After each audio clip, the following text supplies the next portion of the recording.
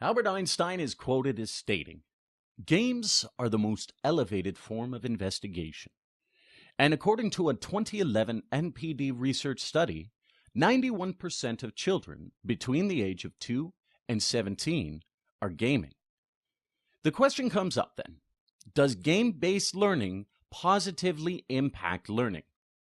Now, while some games still face negative stigmas as purely entertainment and having negative consequences on attention, attitude, and motivation, prevailing research by experts such as Jane McGonigal, James Paul G., and further practical use in thousands of classes around the world show that some games are having more positive impact on students as learning tools. So, what value can games have in the classroom then, and what impact on learning can we expect to see when implemented appropriately? Well, there are 4 key impact areas I want to single out when it comes to games in education: student engagement, training impact, flow and retention, and depth of critical thinking. First, games are engaging and among the most impactful forms of motivation, driven by the psychology of motivation, risk-reward, and immersion. Children are willing to sit still for hours upon hours to achieve certain goals, ranks, and levels, and that sense of achievement.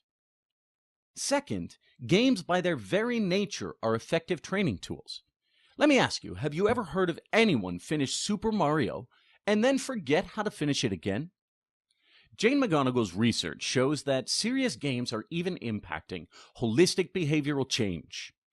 Gamers try, fail, and try again, experimenting until they succeed.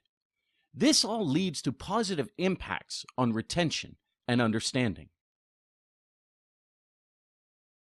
Thirdly, well-made games and appropriate play activity create a state of flow wherein information is delivered and it's more effectively processed, retained, and recalled by a player.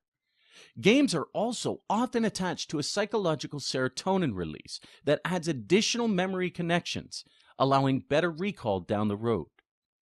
Fourthly, in this state of flow, many players not only recall and reflect on their play in real time, but also develop deep critical thinking skills to enhance their own gameplay. They further experiment with and test new approaches to win, and they iterate and grow their skills constantly to achieve better results, especially when game elements and mechanics support this. This growth mindset and drive to achieve a greater success is the holy grail of education. In spite of the broad benefits of games in education, we must still be cautious, as all games are not created equal, nor are all gamers motivated by the same types of activities. So let's explore this topic further in the next video.